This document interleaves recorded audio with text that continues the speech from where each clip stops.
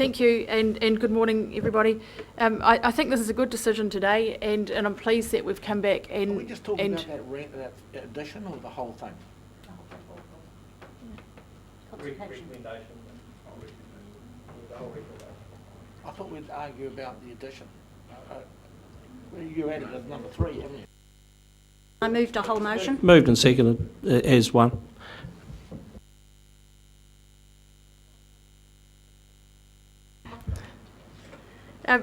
So thank you, and good morning. I think, as I started to say, this is a good motion. I'm really keen to hear from the community on what they think about it. Look, if I keep getting interruptions from the back, then I'd like members of the audience removed, please, Mr. Chair. Thank you, and that will happen. But I think people will have their chance to have their say in the next few months. So please, if you could show a slight piece of respect, would be. Come on, Paul. The Lord's name in vain from the back's pretty damn low. Order, Councillor. There's order down there, Mr. Chair. Right, I'd like no more interruptions, please. Perhaps my 5 minutes will start now.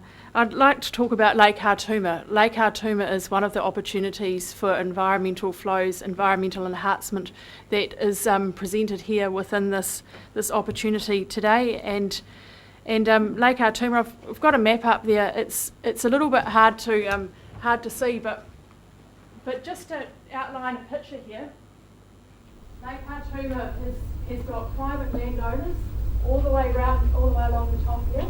These landowner strips go down into the waterways. They used to be when outlying properties had stock, they were moving into sale yards. They had little 20-acre blocks here where they would stop and water their stock overnight. So let's make the first point. Private ownership is on the top of the lake. Second point is this area in the centre of the lake is also privately owned. It's been purchased by a group of consortia for duck shooting interests. And then down here, this is all the way around this side and up western and northern boundaries, is dockland. So there are private owners all around Lake Hartuma. As I understand, the dockland is potentially going to be administered, and you might like to add to this, Mr. Mohi, at the end, in conjunction with an iwi settlement. So there is some talk, and I'm speculating, I think it's all work in progress, but maybe a recreational reserve on the western and northern sides of the lake. The total surface area is 150 hectares with 76 hectares of wetlands around the outside, and there's a catchment area which comes from the bottom right-hand corner feeding into the lake, which is feeding from 5,300 hectares. The opportunities for this lake are absolutely tremendous. There are opportunities for enhancing the environmental, ecological and ecosystem health of the whole area. At the moment, the lake, I was out paddling on it yesterday, and Leanne, if we can flick maybe to that next picture if it's not too difficult. The maximum depth as I was out there on that 150 hectares in the water was 36 centimetres. We went around and kept putting a probe in. On average, it might be 40 centimetres over the summer. So here we are. That's yesterday morning with the bird life. I spotted dotterels just nesting around the lake. It was an absolute picture. When we're speaking about landowners having private land all around the edge there, I'd like to consider that this engagement process is really respectful, because we're not just opening the community up to say we want Lake Hartuma. I think first and foremost the engagement needs to be with the landowners and with the tangata whenua and with DOC, and I'd also like to pay tribute to the forest and bird and the recreational shooters in there, because the forest and bird as well have a huge involvement with the lake. We have the opportunity to learn based on the learnings from the Peka Peka Regional Park to improve this significant wetland. And if we go back to one of Council's older documents, I've got a Lake Hartuma management plan that was written in 2000, and Lake Hartuma at the time was ranked at number 6 in the region. So it was actually ranked ahead of the Waitangi estuary in terms of enhancement, which I know we've just contributed significantly towards the Waitangi estuary, which I think that's great, and Rex, I acknowledge you're on that. But Lake Hartuma was ranked higher, so somehow it's slipping through the cracks, and the opportunity to have a good look at this is absolutely profound. In terms of biodiversity values in the lake, we've got water quality levels and water quantity that we can fix, that we can address. We have invading willows, which council is currently working on, and we have predator control that council is working on. So this gives the opportunity for a three-pronged attack that I think is a tremendous opportunity for Lake Hartuma. And if I can just stress, please be very, very sensitive to the landowners around that area, because that's the first point of impact. Thank you. Mr. Mohi. Just in terms of the land that's not owned by DOC, is administered by DOC, which has the opportunity to come back to the treaty group He Tōtaki Tini. He Tōtaki Tini needs to make up its mind whether they really want this, which is a headache, because most of the area concerned is covered in willow. So you're talking a multi-million-dollar restoration project if indeed it goes ahead. One of the main concerns for tangata whenua is that the level of the lake drops considerably, probably for 6 or 7 months of the year.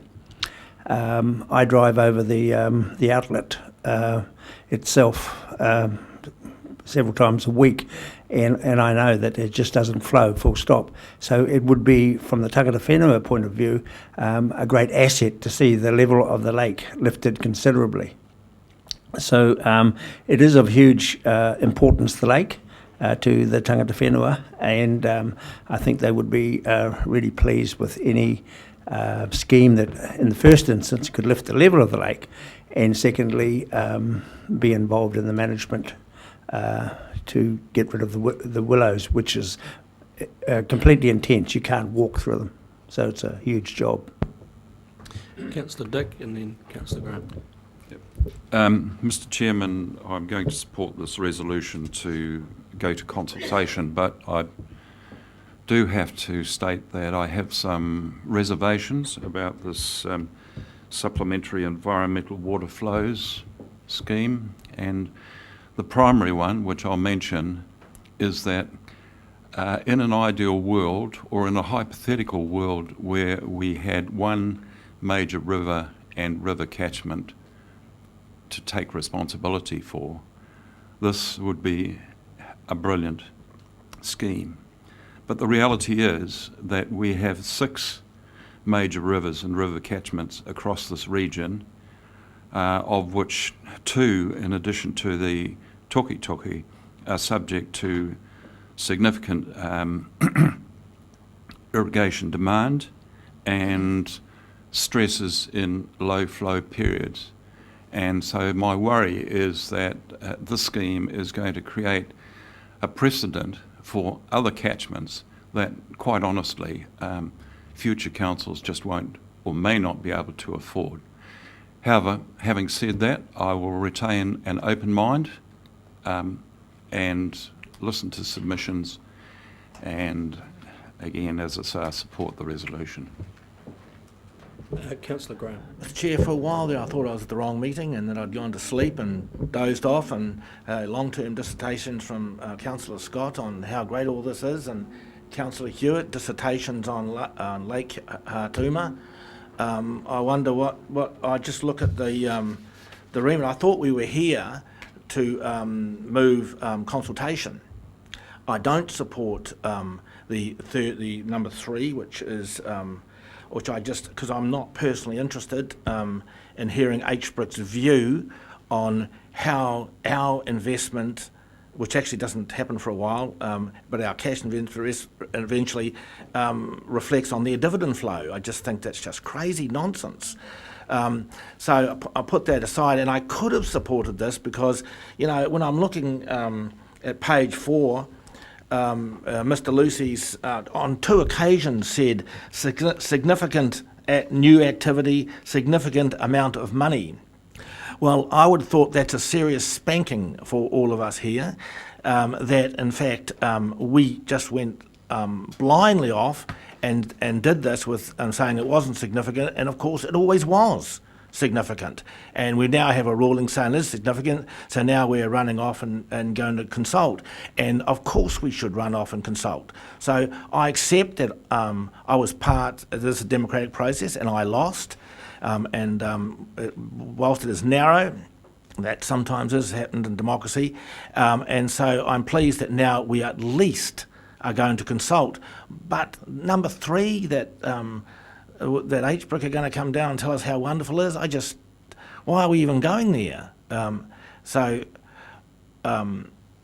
I'm struggling, and I have to think in the next 2 minutes how I react to this, because I could support consultation, but I don't want to support that nonsense. Well, it's not nonsense. I want to hear more about Hartuma and all the rest of the propaganda. Order on that one. Order, please. Councillor Belford.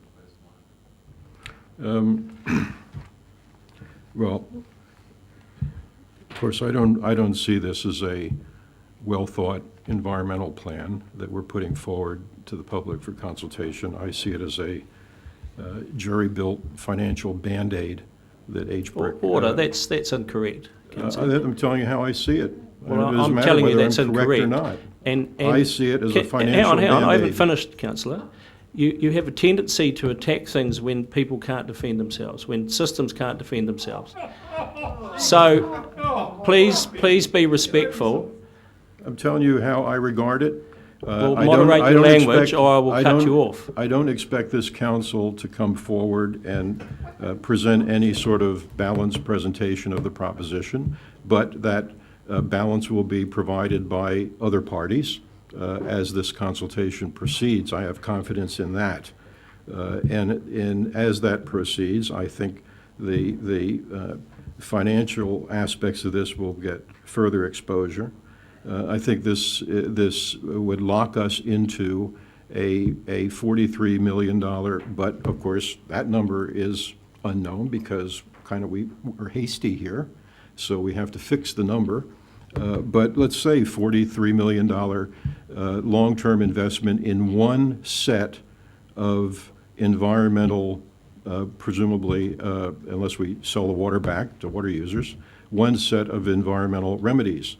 There may be higher priorities for spending $43 million, as Councillor Dick sort of alluded to, in these out years. But no, we'll be locked into foregoing $43 million for this particular set of remedies, should they in fact materialize and be held up and hold up after a bit more public scrutiny here. So I frankly don't think that this proposition is ready for prime time. I don't think it should go to public consultation because I think it's a pretty lousy proposition and doesn't have the requisite amount of work put into it to be seriously considered. If we are saying we are interested in consultation, one would think that the documentation that we would put forward would be a pros and cons kind of discussion for the public to chew over. That's not what's going to happen here. It's abundantly clear that's not what's going to happen. And so other parties will have to put their resources into presenting what the pitfalls and warts on this particular proposition might be, and that's unfortunate. Wish to sum up? Thank you, Mr. Chairman. I guess the easiest thing is to start backwards. To avoid consultation, as Councillor Belford has now said he doesn't support it, I think is irresponsible. Sorry, it's time that we are... Just hang on, but I don't accept that either, sorry, Councillor. You can't talk about irresponsibility on the other hand either, so moderate your language, please. That not to go out to consultation would be irresponsible. I'm sorry, we have made a decision. Either we get a legal opinion as to whether we need to or not, or we simply shortcut it and go straight out to consultation. Our decision today is whether we should go straight out to consultation. And that, to me, is the responsible way of going. So, Councillor Graham has addressed the point 3 in this, which is to look at the cash flows. Mr. Chairman, we need to be satisfied that we're going to get an adequate rate of return on this. We need that information to help us reach our decision in June. To hide from that would be to bury our head in the sands. we need that information. So I'm quite surprised that anyone would not want to, in making the decision, know that we could meet our rate of return. That is extremely important, that we still maintain a good return on that investment and be able to help the environment at the same time. Councillor Dick has raised some valid points about the fact there will be competition out there, and there will be a lot of people responding to this consultation saying, oh, hey, what about our area? What about spending money there? So at the end of the day, our decision is, do we actually go with this opportunity, or do we walk away from it and, quite frankly, renounce our right to that water? Because I think that's what it actually will come down to in the end. Both Councillor Hewitt and Mr Mohi made quite a passionate plea for the augmentation of Lake Hartuma. And that's just one of the projects that will add to the health of what is a significant wetland, and which over the entire life of my time on council we have not been able to find a solution to. So certainly, the projects are there that will benefit, and it's a case of prioritising those and doing the business case around them. And finally, I would like to pick up on the fact that there has been some reference to the CEO's comments about the fact that we have been verbally advised that the figures need revising, and my understanding is that they are revised downwards, and we hope that by the time we reach the consultation documents that we have full and accurate information on those figures. So I think that it is, again, as I said before, a no-brainer to go out to consultation. Thank you. I'll put that motion, and all those in favour please say aye. Aye. Contrary, no. Carried. Abstain. Okay, so that's carried. Thank you. Right, thank you. Well, that's us. Council meeting, I declare the meeting closed. Thank you for your time, and ask council just to have a 5-minute stretch your legs, and perhaps we'll reconvene here and we'll sum up this morning. Okay, thank you. Yeah, sure.